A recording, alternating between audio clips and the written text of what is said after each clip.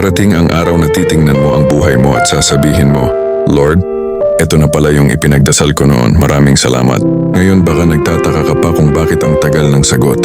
Baka pagod ka na, or pakiramdam mo hindi ka pinapakinggan. Pero tandaan mo, si Lord laging kumikilos kahit hindi mo nakikita.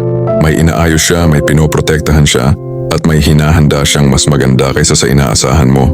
Kapag hindi pa dumarating ang sagot, hindi ibig sabihin na hindi niya ibibigay. Ibig sabihin lang, hindi pa yon ang tamang oras. May mga pagkakataon na kailangan mo munang lumakas, lumago, o matuto bago dumating yung blessing na para talaga sa'yo.